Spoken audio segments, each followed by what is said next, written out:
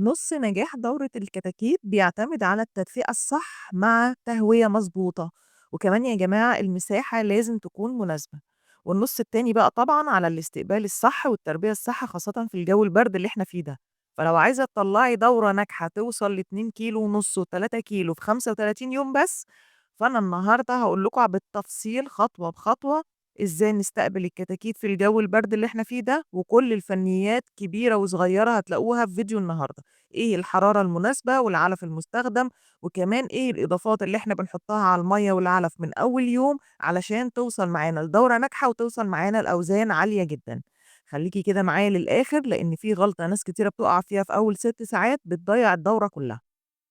رمضان خلاص كده فاضل عليه حوالي 37 يوم، يعني اللي ناوي بقى يطلّع دورة فراخ لرمضان، الدورة دي لسه في وقتها جدًا، يا دوبك يا جماعة نبتدي نجيب كده من النهارده.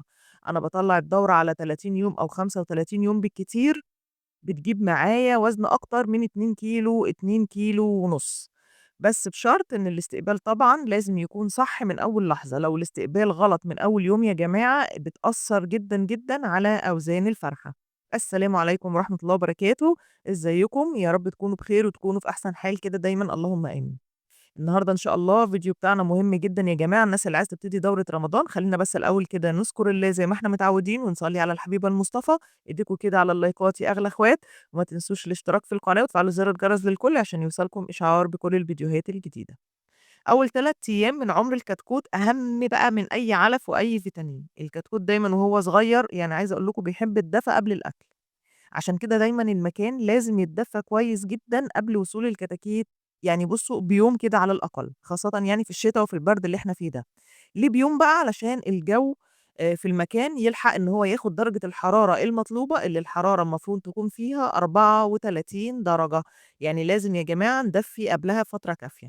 طَب إحنا مش عندنا ترمومتر، طَب نعرف منين إذا كانت درجة الحرارة كده كويسة والّا لأ؟ بعد بقى لمّا بنبتدي نجيب الكتاكيت في بعض العلامات كده اللي نعرف بيها إذا كانت حرارة المكان، العِشّة أو الأوضة اللي إحنا مربيين فيها وإننا ماشيين صح والّا لأ. لمّا نلاقيهم منتشرين في المكان، يبقى كده دول إحنا كده تمام التمام. طب لو لقيناهم بقى متجمّعين فوق بعض كده وملزّقين في بعض وتحت اللمبة، معنى كده إن هم بردانين ولازم نبتدي نرفع درجة الحرارة أو نزوّد بقى اللُمَض اللي إحنا حاطينها. طب إحنا لو لقيناهم بقى بينهجوا أو متكومين على الجوانب جنب الحيطة، ده كده برضه نعرف إن الحرارة ساعتها زايدة وإن التهوية قليلة أوي عليهم وإن إحنا مقفلين عليهم جامد. ناخد بالنا يا جماعة إن درجة الحرارة طول الدورة تعتبر سبب مهم جدًا لنجاح الدورة، فنبتدي كمان نقلل من درجة الحرارة شوية بشوية كل لمّا يكبروا، لحد مثلًا لمّا تبقى 26 درجة. خلاص ده كده في النهاية طبعًا لمّا بيكبروا، يعني كل أسبوع بنبتدي ننزل شوية بدرجة الحرارة. دي كده أول نقطة. طب نيجي بقى للفرشة، الناس اللي بتشتغل في البطاريات أو في العِشَش اللي أرضيتها سلك، فأنتم كده تمام ما فيش أي حاجة خالص هنعملها. لكن بقى الناس اللي بتربي أرضي لازم هنبتدي نفرش تبن أو نشارة طبقة سميكة يا جماعة حوالي تكون من 6 ل7 سنتي. طبعًا عايزة أقول لكم إيه، هي النشارة أحسن، بس أغلى، وكمان مش متوفرة كتير، يعني مش هتلاقوها متوفرة في كل الأماكن، فإحنا بنفرش بدل النشارة بنحط تبن. دايمًا يا جماعة لازم نحافظ على النضافة، النضافة ثم النضافة، وناخد بالنا التبن أو النشارة تكون كده الطبقة بتاعتها تكون مستوية، يعني ما يبقاش في حتّة عالية وحتّة واطية علشان ما يتعبش الرجلين ويبتدي يحصل عرج وتبتدوا بعد الأسبوع أو 10 أيام تلاقوا في عرج في الرجلين وأنتم مش عارفين من إيه، ده بيبقى من عدم استواء الفرشة، لازم الفرشة كده تكون مستوية. خلّصنا الفرشة، ندخل كمان بقى على المساحة.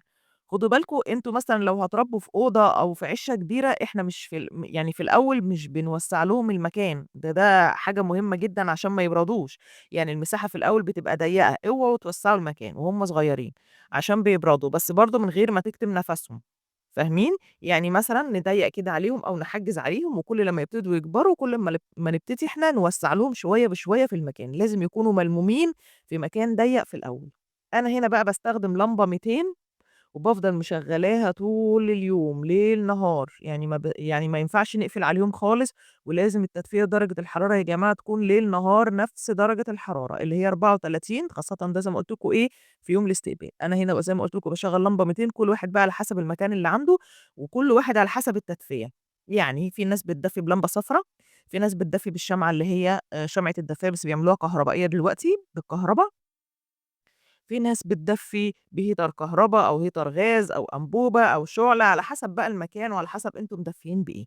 أهم حاجة إن إحنا نكون متأكدين إن التدفئة لازم تكون مستمرة ليل نهار، والإضاءة كمان لازم تكون مستمرة ليل نهار، يعني لو مش بتدفّوا بلمبة فلازم برضه تشغّلوا لهم لمبة، مش لازم طبعًا تكون لمبة صفرا بما إن أنتم شغّالين مصدر تدفئة، بتكون لمبة بيضا أو لمبة LED يعني، المهم إنها تكون في إضاءة شغّالة عليهم ليل نهار. أنا بقى هنا لمّا بيكبروا شوية بابتدي أقلّلها ل100، يعني بدل اللمبة ال200 دي بابتدي أقللها ل100 لمّا بيبتدوا يكبروا شوية، على حسب كده درجة الحرارة اللي أنا شايفاها قدّامي، وعلى حسب وضع الفراخ اللي أنا شايفاهم قدّامي. خدوا بالكم أول أسبوعين دول أهم أسبوعين في الدورة كلّها، يا إما نبني فيهم تربية قوية، يا إما نفضل نعالج بقى طول الدورة. عايزة أقول لكم يعني غلطة أنا عملتها، أنا افتكرتها دلوقتي بس هاقولها لكم علشان خاطر أنتم تاخدوا بالكم، يعني ما تغلطوش غلطتي. أنا مرّة استقبلت كتاكيت بدون ما أدفّي المكان من قبلها، أنا نسيت أفتح اللمبة قبل ما أجيبهم، ونزلت جِبتهم وجيت افتكرت بقى طبعًا إن العِشّة والمكان اللي أنا باربّي فيه اللمبة بتاعته مقفولة فمش دافي، وطبعًا على ما فتحتها وخدت الدفا بتاع المكان وأنا خلاص كنت حطيتهم فيها، فطبعًا بردوا عشان المكان كان ساقع، يعني ومات منّي كده كام واحد، بس من ساعتها بقى وأنا ملتزمة وبافتكر لازم نفتكر كده يا جماعة وندفّي قبلها بفترة كافية. لو في الشتا يبقى قبلها بيوم، لو في الصيف يبقى بندفّي وبنفتح اللمبة من قبلها بكذا ساعة كده، من قبل ما ننزل مثلًا نجيبهم كده بكام ساعة، علشان ده الدفا ده أهم حاجة يا جماعة وأول خطوة قبل أي حاجة. المساحة كمان زي ما قُلت لكم في الأول بتبقى صغيّرة ومع كل 3، 4 أيام كده بابتدي إيه، أوسّع لهم حبّة، حبّة كده، ما توسّعوش مرّة واحدة عشان الكتاكيت ما تتفاجئش بالبرد. لمّا بقى يبتدوا يكبروا شوية، لازم يكون في تهوية كويسة، أهم حاجة يا جماعة التهوية، تهوية مع تدفئة، هي معادلة صعبة، لكن لو عملتوها هتاخدوا دورة ناجحة جدًا، بيكون في فتحة كده تهوية من فوق من غير أي تيار هوا ييجي عليهم، اوعوا أي تيار هوا مباشر ييجي عليهم. ده كده إحنا خلاص أهو استقبلناهم إن إحنا يعني دفّينا وإن إحنا فرشنا الفرشة كويس وعرفنا نحطّهم في مساحة قد إيه، نيجي بقى للإضافات وطبعًا دي مهمة جدًا.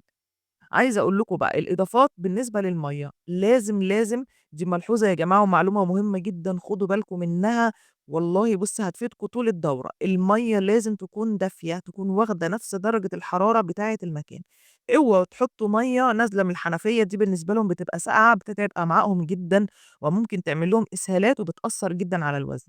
اسمعوا بس بجد الحاجات اللي أنا باقولها لكم دي، والله يا جماعة عن تجربة، لازم المَيّة تكون دافية. بنستقبل بقى إزاي؟ طبعًا المَيّة زي ما قُلت لكم بتكون واخدة نفس درجة حرارة المكان، بنبتدي بقى نستقبل على كيس محلول معالجة الجفاف من الصيدلية البشرية، الكيس بحوالي 4، 5 جنيه يعني حاجة مش غالية، ده بنحطه على لتر المَيّة، نسيبه قدّامهم بقى من 4 ساعات ل12 ساعة، طبعًا يعني هو الأحسن إن هو يكون حوالي مثلًا 8 ساعات أو حاجة، و12 ساعة دي أقصى حاجة، ده كده بيعوّضهم بُصّوا أي إجهاد هُم جايين فيه من الطريق. بيخلّيهم كده يبقوا يعني متنشّطين ويقوموا كده عشان ياكلوا كده على طول من أول يوم، مش عايزين بقى نضيّع وقت إيه مع الفراخ البيضا. وبعد كده نشيل السقاية ونفضّي المَيّة لو هي باقي فيها مَيّة يعني لو عدد هو مش كبير بس هنحط اللتر، هنرمي بقى المَيّة الباقية دي مش هنخلّيها، ونشطف كده السقاية كويس ونحط فيها مَيّة تاني، بس برضه زي ما قُلت لكم كده ما تبقاش مَيّة ساقعة، لو طول الدورة مشيتوا على الكلام ده إنها المَيّة ما تبقاش ساقعة، هتاخدوا دورة كويسة جدًا ودورة ناجحة. هنحط بقى المَيّة اللي إحنا هنحطها تاني في السقاية دي ونحط عليها بقى معلقة عسل أسود ونسيبه 6 8 ساعات، عايزين تسيبوه لحد 12 ساعة، يعني باقي اللي هو ال24 ساعة ماشي ما فيش فيها أي مشكلة خالص. نيجي بقى يا جماعة للعلف، فإحنا بنستقبل على علف ناعم تركيز عالي بروتين 23%، لازم الأول يكون تركيز عالي اللي هو العلف البادي تركيز 23%، بس ناخد بالنا إحنا بنحط فيه أطباق تحضير، زي الطبق اللي أنتم شايفينه قدّامكم كده في الفيديو، الطبق ده يا جماعة بنحط فيه من أول يوم، بس لازم ناخد بالنا إن إحنا نحط كميات قليلة علشان ما يحصلش هدر في العلف، لإن هم أول يوم بيقعدوا دايمًا هتلاقيهم هم متكومين وقاعدين في الطبق ده، فبيبقى فيه الفضلات بتاعتهم والعلف يعني بيُقع وبيترمي، طبعًا مش هياكلوه بقى بالفضلات بتاعتهم، فكل شوية ندخل نحط شوية صغيرين بس في الطبق ونوزّعه كده على الطبق كله، وندخل وننضف الطبق يعني بعد شوية كده تخشوا تبصوا عليهم، دايمًا لازم تتابعوهم وتبصوا عليهم وتزوّدوا لهم شوية بشوية، بلاش كميات تكون كبيرة علشان ما يحصلش هدر في العلف، خسارة يعني. من أول يوم يا جماعة أنا باعمل إيه بقى، على العلف أنا باحط كركم وحبّة البركة، على كيلو العلف كده باخلّط باحط معلقة صغيرة من الكركم ومعلقة صغيرة من حبّة البركة وباقلّبه وباحطه قدّامهم من أول يوم، يعني أنا باستخدم الكركم وحبّة البركة على العلف من أول يوم. الحاجات الطبيعية دي بتفرق في المناعة، بتفرق في الهضم، طبعًا الكركم وحبّة البركة حلوين جدًا، جدًا في زيادة الوزن وفي نفس الوقت في تحسين المناعة، خصوصًا طبعًا يعني في الجو البرد اللي إحنا فيه ده. أول أسبوع مهم جدًا، جدًا، لإن ده بيحدد صحة الدورة كلّها معانا إذا كانت هتنجح والّا لأ. لو بِرضوا منكم من أول يوم انسوا أوزان، ولو الفرشة مش مضبوطة ورجليهم سقعت برضه من الأرض، أصل خدوا بالكم من حاجة، أنتم ممكن يكون الجو والحرارة عندكم 34 بس الفرشة ساقعة علشان أو الأرض ساقعة عشان أنتم مش فارشين حاجة كويسة أو مش فارشين سُمك كويس، فده برضه بيخلّيهم يبردوا، ولو بِرضوا من أول يوم يا جماعة ما بيجيبوش أوزان عشان تبقوا عارفين. أول يومين كده كمان أنتم ممكن تلاحظوا إن الكتاكيت مش بتسحب في المَيّة والعلف كويس، فما تقلقوش ده طبيعي جدًا، فما تقولوش أصل الكتاكيت مش بتاكل أو شهيتها مقفولة، لأ إحنا لسه أول يومين فده بيبقى طبيعي جدًا، وكمان عايزة أقول لكم إن الكتاكيت البيضا بطبيعتها هي أصلًا كسلانة، وبطبيعتها هي أصلًا بتنام، فكل شوية كده معلش يعني إيه، خبّطوا لهم كده وصحصحوهم علشان يقوموا وياكلوا، لإن دي طبيعتهم في أول كام يوم من حياتهم الكسل والنوم. فما تقلقوش بقى لو لقيتوهم مش ساحبين في المَيّة والعلف، إحنا أول يوم بنركّز بس على الحرارة، الفرشة، مساحة الكتاكيت، إيه اللي إحنا هنضيفه على المَيّة والعلف. كمان يا جماعة في نصيحة مهمة جدًا بقى خدوها كده من أختكم، طبعًا أنتم بتبقوا مقفّلين عليهم يعني في أول يوم أو تاني يوم أو وهُم يعني كده صغيّرين، عايزة أقول لكم إن حتى لحد أمّا يكبروا لمّا تيجوا تفتحوا عليهم ما تفتحوش مرّة واحدة، يعني ما تبقوش مقفّلين الدنيا وتيجوا تفتحوا مرّة واحدة، ليه؟ عشان بيبقى في هوا كده لو في هوا والّا حاجة لو فتحنا مرّة واحدة عليهم بيبردوا، يعني خدوا بالكم كده شوية بشوية علشان الحرارة دي ما تتسرّبش والهوا اللي برّه يدخل لهم وييجي لهم برد. لو عملتوا بقى الخطوات دي زي ما قُلنا كده الاستقبال بتاع أول يوم، هتقدروا إن شاء الله تطلّعوا دورة ناجحة وزنها يبقى فوق ال2 كيلو، وكمان بنسبة نفوق قليلة جدًا، جدًا، مش هتلاقوا فيه إن شاء الله ولا كتكوت مات عندكم. إن شاء الله كده من تالت يوم بقى هنبتدي أقول لكم بقى هنعمل إيه إضافات تانية، وهنحط لهم إضافات تانية مهمة.